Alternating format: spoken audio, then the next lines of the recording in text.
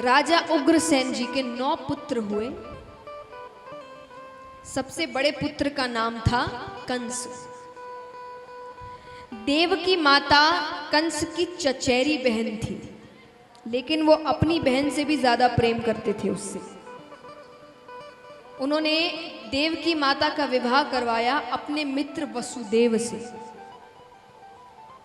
दोनों का बहुत धूमधाम से उन्होंने विवाह करवाया। उसके बाद कहते हैं कि मैं खुद रथ चलाकर अपनी बहन को उसके ससुराल छोड़ने जाऊंगा। जाते हैं, बीच रास्ते में एक आकाशवाणी होती है। आकाशवाणी होती है कि हे मूर्ख कंस, जिस बहन को इतने प्रेम से लेकर जा रहा है, उसी बहन की 8वीं संतान तेरा काल बनेगी, तेरे मृत्यु का कारण बनेगी। अब जब ये आकाशवाणी कंस सुनता है, एक बार के लिए बहुत क्रोधित होता है, फिर जोर जोर से हंसने लग जाता है। कंस कहता है काल तो तब बनेगी जब पैदा होगी। अरे मैं देवकी को ही मार दूंगा तो संतानें कहां से होगी। तलवार निकालते हैं, मारने लगते हैं कि बीच में वसुदेव जी आ जाते हैं। वसुदेव जी कहते हैं तुम्हें संतानों से खतरा है ना, और 8वीं संतान से खतरा है। मैं वचन देता हूं, मैं अपनी हर संतान तुम्हें ला कर दूंगा, देवकी को कुछ मत करो। ठीक है, दोनों को कारागार में डाल दिया गया। कंस ने कहा वो जैसे ही गर्भवती हो पहली खबर मुझे करना। ठीक है, अब यहां पर पहली संतान होती है। जैसा वचन दिया, वसुदेव जी अपनी पहली संतान लेकर कंस के पास आते हैं। कंस के मन में ममता के भाव आ जाते हैं। कंस सोचे इसने मेरा क्या बिगाड़ा है, मुझे तो खतरा 8वीं संतान से है। भेज देता है वापस, ले जाओ अपने बच्चे को। नारद जी देखते हैं, नारद जी कहे ये तो गलत हो रहा है। कंस के मन में ममता के भाव आ गए तो भगवान जन्म कैसे लेंगे।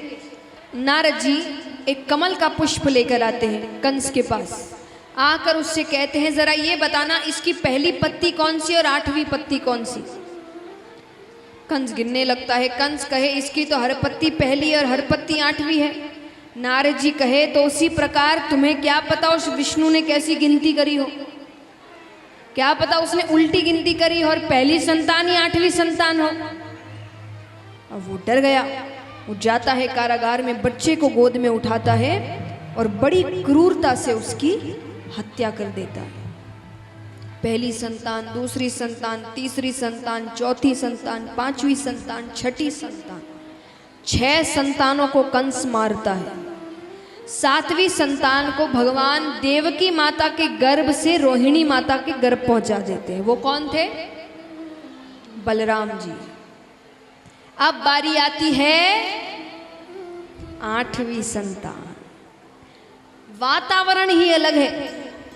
पहला महीना, दूसरा महीना, तीसरा महीना, सावन का महीना, ये मोटी मोटी बूंदें बरसती है। सब मोर नृत्य कर रहे हैं, आइए प्रभु जल्दी आइए।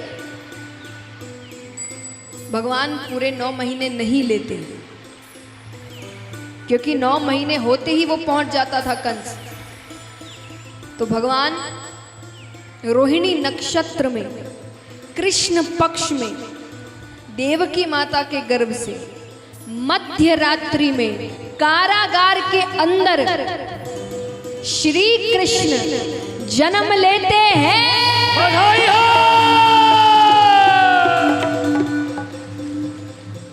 अब यहां कारागार के दरवाजे अपने आप खुल जाते हैं, बेड़ियां अपने आप खुल जाती है, सेवक सब सो जाते हैं।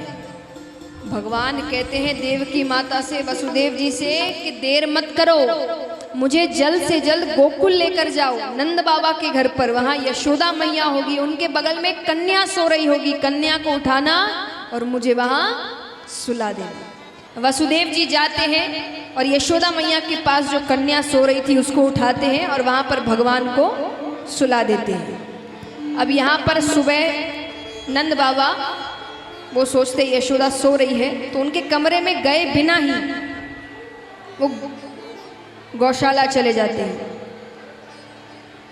अब यहाँ पर रोहिणी माता देखती है तो रोहिणी माता दौड़ी दौड़ी जाती है, अरे बाबा बाबा बाबा एक खुशखबरी लेकर आई है। बाबा कहते क्या हुआ? अरे बोले जो हुआ है ना सुनोगे तो नाचने लगोगे। बाबा कहते क्या हुआ? अरे बोले तुम्हारे घरे गैया चराने, रास रचाने, माखन चुराने, छोटो सो प्यारो सो नटखट सो लाला भयो है।